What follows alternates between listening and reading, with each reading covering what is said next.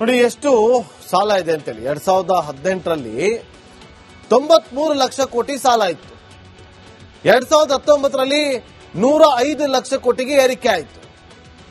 2020 121 ಲಕ್ಷ ಕೋಟಿಗೆ ಏರಿಕೆ ಆಯಿತು. 2021ಕ್ಕೆ 138 ಲಕ್ಷ ಕೋಟಿ ಆಯಿತು. 2022ಕ್ಕೆ 156 ಲಕ್ಷ ಕೋಟಿ ಆಯಿತು. 2023ಕ್ಕೆ 171 ಲಕ್ಷ ಕೋಟಿ ಆಗಿದೆ. 2024ಕ್ಕೆ 185 ಲಕ್ಷ ಕೋಟಿ ಸಾಲ ಆಗಿರೋದು. 2025ಕ್ಕೆ 200 ಲಕ್ಷ ಕೋಟಿ ಸಾಲ ಆಗಿದೆ. ನೀವು ಮಾಡ್ತಿರೋದು ಅದೇ, ಅವರು ಮಾಡ್ತಿರೋದು ಅದೇ. ಇಲ್ಲಿ ಕಾಂಗ್ರೆಸ್ ರಾಜ್ಯದಲ್ಲಿ ಸಾಲದ ಮೇಲೆ ಸಾಲವನ್ನ ಮಾಡ್ತಾ ಇದೆ. ಅಲ್ಲಿ ಕೇಂದ್ರದಲ್ಲಿ ಬಿಜೆಪಿ ಮೈತ್ರಿಕೂಟ ಕೂಡ ಸಾಲದ ಮೇಲೆ ಸಾಲವನ್ನ ಮಾಡ್ತಾ ಇದೆ. ಇಲ್ಲಿ ಸಿದ್ದು ಸಾಲವನ್ನ ಮಾಡ್ತಿದ್ದಾರೆ, ಅಲ್ಲಿ ಮೋದಿ ಅವರು ಸಾಲವನ್ನ ಮಾಡ್ತಿದ್ದಾರೆ. ನೀವು ಮಾಡ್ತಿರೋ ಸಾಲಗಳು ಅದಕ್ಕೆ ಬಡ್ಡಿ ನಮ್ಮ ತಲೆ ಮೇಲೆ.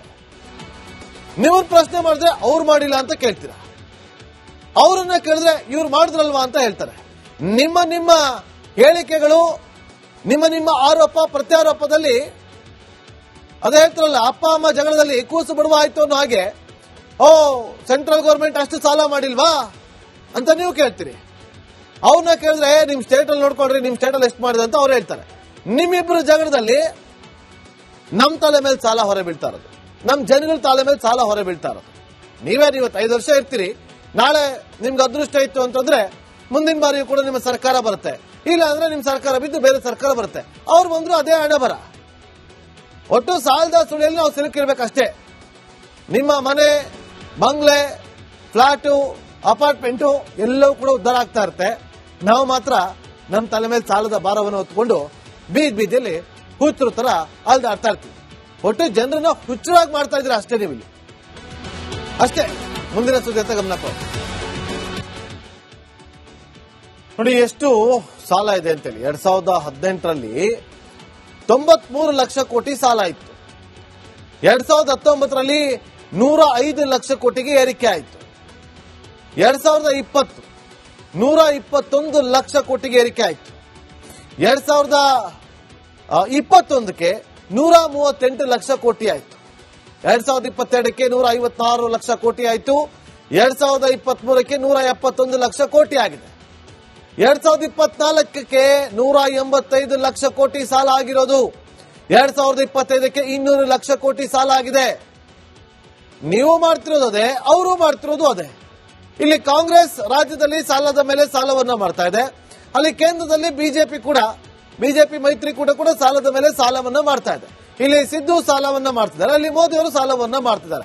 ನೀವು ಮಾಡ್ತಿರೋ ಸಾಲಗಳು ಅದಕ್ಕೆ ಬಡ್ಡಿ ನಮ್ಮ ತಲೆ ಮೇಲೆ. ನೀವು ಪ್ರಶ್ನೆ ಮಾಡಿದ್ರೆ ಅವ್ರು ಮಾಡಿಲ್ಲ ಅಂತ ಕೇಳ್ತೀರಾ, ಅವರನ್ನ ಕೇಳಿದ್ರೆ ಇವ್ರು ಮಾಡಿದ್ರಲ್ವಾ ಅಂತ ಹೇಳ್ತಾರೆ. ನಿಮ್ಮ ಹೇಳಿಕೆಗಳು, ನಿಮ್ಮ ಆರೋಪ ಪ್ರತ್ಯಾರೋಪದಲ್ಲಿ ಅದೇ ಹೇಳ್ತಾರಲ್ಲ, ಅಪ್ಪ ಅಮ್ಮ ಜಗಳದಲ್ಲಿ ಕೂಸು ಬಿಡುವ ಆಯ್ತು ಅನ್ನೋ ಹಾಗೆ, ಸೆಂಟ್ರಲ್ ಗೌರ್ಮೆಂಟ್ ಅಷ್ಟು ಸಾಲ ಮಾಡಿಲ್ವಾ ಅಂತ ನೀವು ಕೇಳ್ತೀರಿ. ಅವ್ರನ್ನ ಕೇಳಿದ್ರೆ ನಿಮ್ ಸ್ಟೇಟ್ ಅಲ್ಲಿ ನೋಡ್ಕೊಳ್ರಿ, ನಿಮ್ ಸ್ಟೇಟ್ ಅಲ್ಲಿ ಎಷ್ಟು ಮಾಡಿದೆ ಅಂತ ಅವ್ರು ಹೇಳ್ತಾರೆ. ನಿಮ್ಮಿಬ್ಬರು ಜಗಳದಲ್ಲಿ ನಮ್ ತಲೆ ಮೇಲೆ ಸಾಲ ಹೊರ ಬೀಳ್ತಾ ಇರೋದು, ನಮ್ ಜನಗಳ ತಲೆ ಮೇಲೆ ಸಾಲ ಹೊರ ಬೀಳ್ತಾ ಇರೋದು. ಇವತ್ತು 5 ವರ್ಷ ಇರ್ತೀರಿ, ನಾಳೆ ನಿಮ್ಗೆ ಅದೃಷ್ಟ ಇತ್ತು ಅಂತಂದ್ರೆ ಮುಂದಿನ ಬಾರಿಯೂ ಕೂಡ ನಿಮ್ಮ ಸರ್ಕಾರ ಬರುತ್ತೆ. ಇಲ್ಲ ಅಂದ್ರೆ ನಿಮ್ ಸರ್ಕಾರ ಬಿದ್ದು ಬೇರೆ ಸರ್ಕಾರ ಬರುತ್ತೆ. ಅವ್ರು ಬಂದ್ರು ಅದೇ ಹಣ ಬರ. ಒಟ್ಟು ಸಾಲದ ಸುಳಿಯಲ್ಲಿ ನಾವು ಸಿಲುಕಿರ್ಬೇಕಷ್ಟೇ. ನಿಮ್ಮ ಮನೆ, ಬಂಗ್ಲೆ, ಫ್ಲಾಟು, ಅಪಾರ್ಟ್ಮೆಂಟು ಎಲ್ಲವೂ ಕೂಡ ಉದ್ಧಾರ ಆಗ್ತಾ ಇರುತ್ತೆ. ನಾವು ಮಾತ್ರ ನಮ್ಮ ತಲೆ ಮೇಲೆ ಸಾಲದ ಭಾರವನ್ನು ಹೊತ್ಕೊಂಡು ಬೀದಿಯಲ್ಲಿ ಹುಚ್ಚರ ತರ ಅಲ್ದಾಡ್ತಾ ಇರ್ತೀವಿ. ಒಟ್ಟು ಜನರನ್ನ ಹುಚ್ಚರಾಗಿ ಮಾಡ್ತಾ ಇದ್ರೆ ಅಷ್ಟೇ. ನೀವು ಇಲ್ಲಿ ಅಷ್ಟೇ. ಮುಂದಿನ ಸುದ್ದಿ ಗಮನಪ್ಪ ನೋಡಿ ಎಷ್ಟು ಸಾಲ ಇದೆ ಅಂತೇಳಿ. 2018ರಲ್ಲಿ 93 ಲಕ್ಷ ಕೋಟಿ ಸಾಲ ಇತ್ತು. 2019ರಲ್ಲಿ 105 ಲಕ್ಷ ಕೋಟಿಗೆ ಏರಿಕೆ ಆಯಿತು. 2020 121 ಲಕ್ಷ ಕೋಟಿಗೆ ಏರಿಕೆ ಆಯಿತು. 2021ಕ್ಕೆ 138 ಲಕ್ಷ ಕೋಟಿ ಆಯಿತು. 2022ಕ್ಕೆ 156 ಲಕ್ಷ ಕೋಟಿ ಆಯಿತು. 2023ಕ್ಕೆ 171 ಲಕ್ಷ ಕೋಟಿ ಆಗಿದೆ. 2024ಕ್ಕೆ 185 ಲಕ್ಷ ಕೋಟಿ ಸಾಲ ಆಗಿರೋದು. 2025ಕ್ಕೆ 200 ಲಕ್ಷ ಕೋಟಿ ಸಾಲ ಆಗಿದೆ. ನೀವು ಮಾಡ್ತಿರೋದು ಅದೇ, ಅವರು ಮಾಡ್ತಿರೋದು ಅದೇ. ಇಲ್ಲಿ ಕಾಂಗ್ರೆಸ್ ರಾಜ್ಯದಲ್ಲಿ ಸಾಲದ ಮೇಲೆ ಸಾಲವನ್ನ ಮಾಡ್ತಾ ಇದೆ. ಅಲ್ಲಿ ಕೇಂದ್ರದಲ್ಲಿ ಬಿಜೆಪಿ ಮೈತ್ರಿಕೂಟ ಕೂಡ ಸಾಲದ ಮೇಲೆ ಸಾಲವನ್ನ ಮಾಡ್ತಾ ಇದೆ. ಇಲ್ಲಿ ಸಿದ್ದು ಸಾಲವನ್ನ ಮಾಡ್ತಿದ್ದಾರೆ, ಅಲ್ಲಿ ಮೋದಿ ಅವರು ಸಾಲವನ್ನ ಮಾಡ್ತಿದ್ದಾರೆ. ನೀವು ಮಾಡ್ತಿರೋ ಸಾಲಗಳು ಅದಕ್ಕೆ ಬಡ್ಡಿ ನಮ್ಮ ತಲೆ ಮೇಲೆ. ನೀವು ಪ್ರಶ್ನೆ ಮಾಡಿದ್ರೆ ಅವ್ರು ಮಾಡಿಲ್ಲ ಅಂತ ಕೇಳ್ತೀರಾ, ಅವರನ್ನ ಕೇಳಿದ್ರೆ ಇವ್ರು ಮಾಡಿದ್ರಲ್ವಾ ಅಂತ ಹೇಳ್ತಾರೆ. ನಿಮ್ಮ ಹೇಳಿಕೆಗಳು, ನಿಮ್ಮ ಆರೋಪ ಪ್ರತ್ಯಾರೋಪದಲ್ಲಿ ಅದೇ ಹೇಳ್ತಾರಲ್ಲ, ಅಪ್ಪ ಅಮ್ಮ ಜಗಳದಲ್ಲಿ ಕೂಸು ಬಡವ ಆಯ್ತು ಅನ್ನೋ ಹಾಗೆ, ಓ ಸೆಂಟ್ರಲ್ ಗೌರ್ಮೆಂಟ್ ಅಷ್ಟು ಸಾಲ ಮಾಡಿಲ್ವಾ ಅಂತ ನೀವು ಕೇಳ್ತೀರಿ. ಅವ್ರನ್ನ ಕೇಳಿದ್ರೆ ನಿಮ್ ಸ್ಟೇಟ್ ಅಲ್ಲಿ ನೋಡ್ಕೊಳ್ರಿ, ನಿಮ್ ಸ್ಟೇಟ್ ಅಲ್ಲಿ ಎಷ್ಟು ಮಾಡಿದೆ ಅಂತ ಅವ್ರು ಹೇಳ್ತಾರೆ. ನಿಮ್ಮಿಬ್ರು ಜಗಳದಲ್ಲಿ ನಮ್ ತಲೆ ಮೇಲೆ ಸಾಲ ಹೊರ ಬೀಳ್ತಾ ಇರೋದು, ನಮ್ ಜನಗಳ ತಲೆ ಮೇಲೆ ಸಾಲ ಹೊರ ಬೀಳ್ತಾ ಇರೋದು.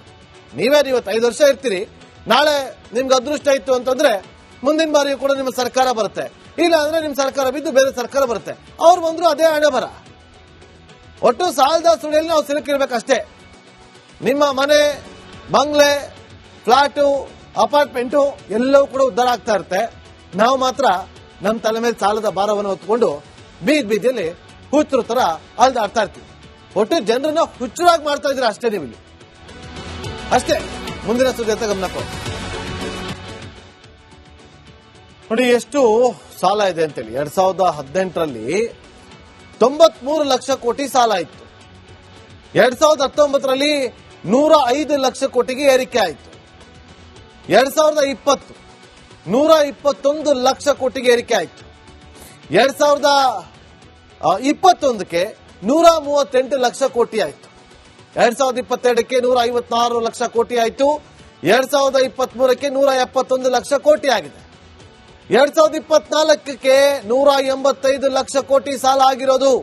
2025ಕ್ಕೆ 200 ಲಕ್ಷ ಕೋಟಿ ಸಾಲ ಆಗಿದೆ. ನೀವು ಮಾಡ್ತಿರೋದು ಅದೇ, ಅವರು ಮಾಡ್ತಿರೋದು ಅದೇ. ಇಲ್ಲಿ ಕಾಂಗ್ರೆಸ್ ರಾಜ್ಯದಲ್ಲಿ ಸಾಲದ ಮೇಲೆ ಸಾಲವನ್ನ ಮಾಡ್ತಾ ಇದೆ, ಅಲ್ಲಿ ಕೇಂದ್ರದಲ್ಲಿ ಬಿಜೆಪಿ ಮೈತ್ರಿಕೂಟ ಕೂಡ ಸಾಲದ ಮೇಲೆ ಸಾಲವನ್ನ ಮಾಡ್ತಾ ಇದೆ. ಇಲ್ಲಿ ಸಿದ್ದು ಸಾಲವನ್ನ ಮಾಡ್ತಿದ್ದಾರೆ, ಅಲ್ಲಿ ಮೋದಿ ಅವರು ಸಾಲವನ್ನ ಮಾಡ್ತಿದ್ದಾರೆ. ನೀವು ಮಾಡ್ತಿರೋ ಸಾಲಗಳು ಅದಕ್ಕೆ ಬಡ್ಡಿ ನಮ್ಮ ತಲೆ ಮೇಲೆ. ನೀವು ಪ್ರಶ್ನೆ ಮಾಡಿದ್ರೆ ಅವ್ರು ಮಾಡಿಲ್ಲ ಅಂತ ಕೇಳ್ತೀರಾ, ಅವರನ್ನ ಕೇಳಿದ್ರೆ ಇವ್ರು ಮಾಡಿದ್ರಲ್ವಾ ಅಂತ ಹೇಳ್ತಾರೆ. ನಿಮ್ಮ ಹೇಳಿಕೆಗಳು, ನಿಮ್ಮ ಆರೋಪ ಪ್ರತ್ಯಾರೋಪದಲ್ಲಿ ಅದೇ ಹೇಳ್ತಾರಲ್ಲ, ಅಪ್ಪ ಅಮ್ಮ ಜಗಳದಲ್ಲಿ ಕೂಸು ಬಡವ ಆಯ್ತು ಅನ್ನೋ ಹಾಗೆ, ಓ ಸೆಂಟ್ರಲ್ ಗೌರ್ಮೆಂಟ್ ಅಷ್ಟು ಸಾಲ ಮಾಡಿಲ್ವಾ ಅಂತ ನೀವು ಕೇಳ್ತೀರಿ. ಅವ್ರನ್ನ ಕೇಳಿದ್ರೆ ನಿಮ್ ಸ್ಟೇಟ್ ಅಲ್ಲಿ ನೋಡ್ಕೊಳ್ರಿ, ನಿಮ್ ಸ್ಟೇಟ್ ಅಲ್ಲಿ ಎಷ್ಟು ಮಾಡಿದೆ ಅಂತ ಅವ್ರು ಹೇಳ್ತಾರೆ. ನಿಮ್ಮಿಬ್ರು ಜಗಳದಲ್ಲಿ ನಮ್ ತಲೆ ಮೇಲೆ ಸಾಲ ಹೊರ ಬೀಳ್ತಾ ಇರೋದು, ನಮ್ ಜನಗಳ ತಲೆ ಮೇಲೆ ಸಾಲ ಹೊರ ಬೀಳ್ತಾ ಇರೋದು. ಇವತ್ತು 5 ವರ್ಷ ಇರ್ತೀರಿ, ನಾಳೆ ನಿಮ್ಗೆ ಅದೃಷ್ಟ ಇತ್ತು ಅಂತಂದ್ರೆ ಮುಂದಿನ ಬಾರಿಯೂ ಕೂಡ ನಿಮ್ಮ ಸರ್ಕಾರ ಬರುತ್ತೆ, ಇಲ್ಲ ಅಂದ್ರೆ ನಿಮ್ ಸರ್ಕಾರ ಬಿದ್ದು ಬೇರೆ ಸರ್ಕಾರ ಬರುತ್ತೆ. ಅವ್ರು ಬಂದ್ರು ಅದೇ ಹಣೆ ಬರ. ಒಟ್ಟು ಸಾಲದ ಸುಳಿಯಲ್ಲಿ ನಾವು ಸಿಲುಕಿರ್ಬೇಕಷ್ಟೇ. ನಿಮ್ಮ ಮನೆ, ಬಂಗ್ಲೆ, ಫ್ಲಾಟು, ಅಪಾರ್ಟ್ಮೆಂಟು ಎಲ್ಲವೂ ಕೂಡ ಉದ್ಧಾರ ಆಗ್ತಾ ಇರುತ್ತೆ. ನಾವು ಮಾತ್ರ ನಮ್ಮ ತಲೆ ಮೇಲೆ ಸಾಲದ ಭಾರವನ್ನು ಹೊತ್ಕೊಂಡು ಬೀದಿಯಲ್ಲಿ ಹುಚ್ಚರು ತರ ಅಲ್ದಾಡ್ತಾ ಇರ್ತೀವಿ. ಒಟ್ಟು ಜನರನ್ನ ಹುಚ್ಚರಾಗಿ ಮಾಡ್ತಾ ಇದ್ರೆ ಅಷ್ಟೇ. ನೀವು ಇಲ್ಲಿ ಅಷ್ಟೇ. ಮುಂದಿನ ಸುದ್ದಿ ಅಂತ ಗಮನ ಕೊಡಿ.